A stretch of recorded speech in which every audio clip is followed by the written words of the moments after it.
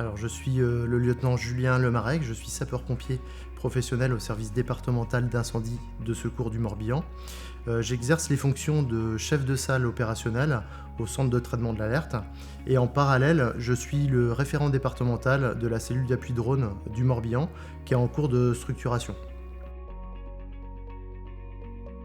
En juin 2021, le service départemental d'incendie de secours du Morbihan réfléchit à internaliser le drone au sein du département, au sein de l'établissement.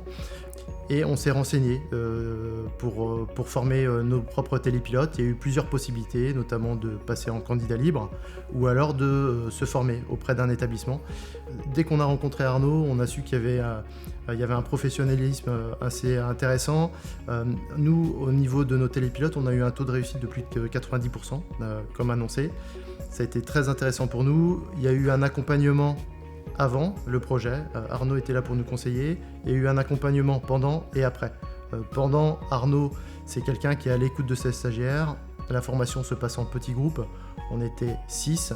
Et Arnaud n'hésite pas à faire preuve de pédagogie, à revenir sur les éléments, expliquer d'une autre manière, d'une manière différente, pour que l'ensemble des stagiaires en fait, ressortent de la semaine de formation avec un niveau pour pouvoir passer la partie théorique, le CATD.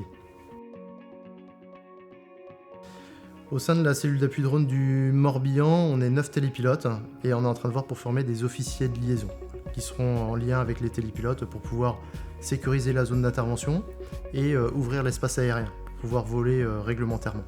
Monter une cellule d'appui drone est une spécificité au sein d'un établissement de sécurité civile, c'est très complexe, il y a beaucoup de réglementations. Arnaud nous accompagne dans cette démarche.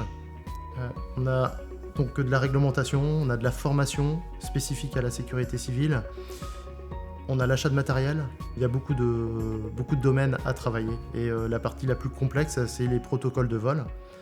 Il va falloir s'assurer que finalement n'importe où dans le département on puisse voler de façon sécurisée. Météo, géoportail, zoom de loin.